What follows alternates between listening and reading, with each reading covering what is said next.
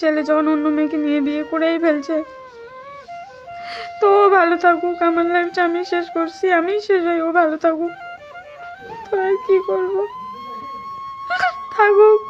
গেছে ওই মেয়েকে আমরা আর বাড়িতে ঢুকতে দেব না, মেয়ে ছেলের বাড়িতেই থাকবে। এ বিষয়ে পদমতি 1 নম্বর গ্রাম পঞ্চায়েতের 16/261 নম্বর পঞ্চায়েত সদস্য নৃপেন চন্দ্র রায় জানায়, আগামীকাল এই ঘটনার সালিশি সভার আয়োজন করা হয়েছে। 3টি পরিবারের পক্ষ থেকে বসে বিষয়টি মিটিয়ে নেওয়ার আশ্বাস দিয়েছেন তিনি। ব্যুরো রিপোর্ট, উত্তরের খবর। আচ্ছা, তুমি কয়দিন থেকে এখানে আসো? 8 দিন। 8 দিন থেকে যে আছো, এখান থেকে কি কোনো সুরাহা পাইছো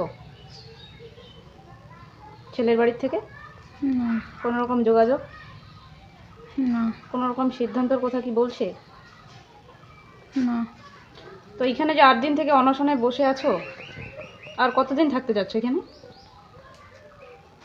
থাকবো না, আর চলে যাব। ছেলেকে না পাইলেও চলে যাওয়া?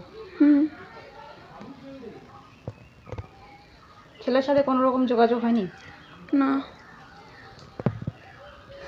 ছেলে নাকি অন্য জায়গায় অন্য মেয়েকে নিয়ে বিয়ে করে ফেলছে, ছবি দিছে নাকি, এই বিষয়ে কি বলবেন? করুক, ভালো থাকুক। তুমি চাচ্ছ, ভুলে যেতে চাচ্ছ নাকি ওকে? তো আর কি করবো, থাকুক, ওর জীবন নিয়ে ভালো থাকুক।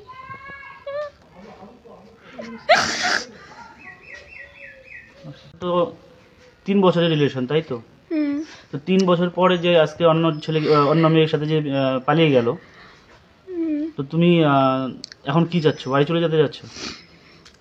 হ্যাঁ, তো আর কি করার আছে, আমার ছেলে যখন অন্য মেয়েকে নিয়ে বিয়ে করেই ফেলছে, তো ও ভালো থাকুক, আমার লাইফটা আমি শেষ করছি, আমি শেষ হই, ও ভালো থাকুক। আজকে তো তোমার বাড়ির থেকে লোক আসে মিটমাট করে দেওয়ার জন্য, এই বিষয়ে কি বাড়ির লোকের সাথে কথা হয়েছে তোমার? না। সমাজ তো আমাকে মানবেই না, এখন মানতেছে না, আমার কোনো কথা শুনবেও না। তুমি কি পুলিশের দ্বারস্থ হবা এটার জন্য? না, আমি অত ঝামেলা জড়াতে চাই না। কি করতে যাচ্ছ? আমি এদেরকে বলছি কালকে লোক আসবে, আমি অত পুলিশের ঝামেলা জড়াতে চাই না, আমি বলবো সব কিছু মিটমাট করে নিতে, এইভাবে এখানে মিটমাট করে নিব, আর অত বেশি ঝামেলা মারপিট চাই না, কিচ্ছু চাই না। মানে তুমি তোমার বাবার কাছে চলে যেতে চাও, তাই তো? হ্যাঁ, বাবার কাছে যাব, কিন্তু আবার এখানে আসব। এদেরকে আমার পাইনি শ্বশুর শাশুড়ি হিসেবে, তো আমি ভালো লাগছে, এই কদিন থাকছি, মায়া লাগছে, আমারও মা বাবা হিসেবে মানতে চাই। মানে তুমি যে আজকে 8 দিন থেকে আছো, তাই তো? হ্যাঁ। 8 দিনের মধ্যে কি তোমার সাথে কোনো খারাপ ব্যবহার করেছে? না। বলে গেল ওরা আসছিল যে আমরা সমাধান করব, তো আমাদের তো গার্জিয়ান নাই, ওরা তো না বলেই আসছে। গার্জিয়ানকে ওরা যে এত লোক নিয়ে আসবে, আচ্ছা, তো আমরা তো এটা ভাবতে পারি নাই বা জানিও না। এত লোক নিয়ে আসার আগে গার্জিয়ানকে জানাইতে হয়। তো আমরা এটাই বলছি যে আগে যদি জানাইতা তাহলে গার্জিয়ান বাড়িতে থাকতো। তো বাড়িতে না থাকা সত্ত্বে ওরা চলে গেল। কালকে ওরা আবার পুনরায় 10টায় আসবে, গার্জিয়ান বা ছেলে থাকতে হবে বলছে। তা আমি বলতেছি যে ছেলে কোথায় আছে আমরা তো জানি না, এখন ছেলেকে আনতে পারবো কিনা সেটা তো খুঁজে বের করতে হবে, তবেই তো আনবো। ওরা যদি খুঁজে বের করতে পারে তাহলে নিয়ে আসবে, তারপরে সমাধান। আপনাদের বাড়িতে মেয়েটা কতদিন থেকে আছে? গত বুধবার থেকে আজকে বুধবার। গত বুধবার রাত্রি 8টায় আসছে, আজ অবধি এই টাইম অবধি আসে। তো আমরা তার কোনো অযত্ন রাখি নাই, যত্নই আছে, বা তার জন্য যেটা পরিষেবা লাগে আমরা সেটাই দিতেছি।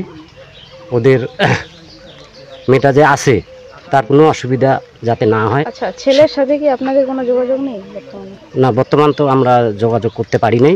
কোথায় আছে মেয়ে নিয়ে, ও তো আরেকটা মেয়েকে নিয়ে বিয়ে করে ফেলাইছে। বিয়ে হয়ে গেছে? বিয়ে হয়ে গেছে অলরেডি। হ্যাঁ, বিয়ের ছবি পাঠাইছে, মোবাইলে হোয়াটসঅ্যাপ করে পাঠাইছে। এখন ওর ছেলে মেয়ে কোথায় আছে সেটা ঠিকই না, কিন্তু আমরা এখনো পাইনি। ঠিক আছে, আপনার নাম?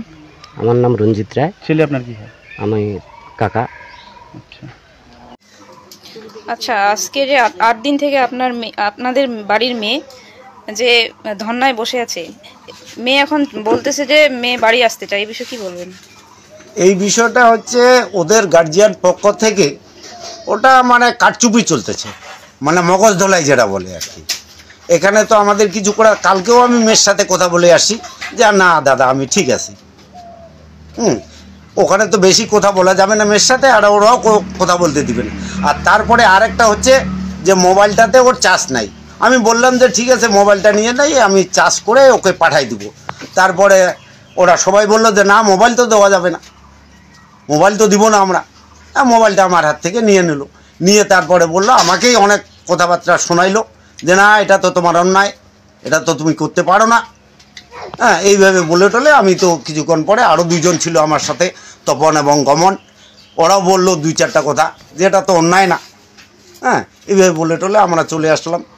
আসার পরে বুঝলাম কেন আসলাম বলে আজকে 7 দিন যাবত এখানে একটা মেয়ে ধর্নায় বসে আছে, সেই জন্য আমরা যাতে একটা সুরাহা হয়, পাড়া প্রতিবেশী ক্লাব সবই আসছে এখানে আজকে এইটাকে সুরাহা করার জন্য। কিন্তু এখানে এসে দেখলাম ছেলের বাবা বাড়িতে নেই, ওরা অজুহাত দেখাচ্ছে। ওই জন্য আসলাম যে কী করে এটাকে মানে মিউচুয়াল করা যায়। কিন্তু এখানে তো আজকে এসে আমরা কিছু পাইলাম না। এবার আমরা আজকে বলে গেলাম যে আগামীকাল 10টার মধ্যে যদি কিছু একটা না করে তাহলে আমরা অন্য ব্যবস্থা নিতে বাধ্য হব। মানে এখানে আমরা আজকে সবাই পাড়া প্রতিবেশী আপামর জনসাধারণ সবাই আসছে এখানে। এই ব্যাপারটা আজকে 7 দিন ধরে ঝুলে আছে। মানুষে আজকে অনেক কিছু বলতেছে যে ওইখানে একটা এরকম ওইখানে সমাজ খারাপ, সমাজের পরিবেশ খুব খারাপ, এটা তো খারাপ দিকে যাচ্ছে না। তার জন্য আমরা চাচ্ছি যে যত তাড়াতাড়ি হোক সমাধান হোক।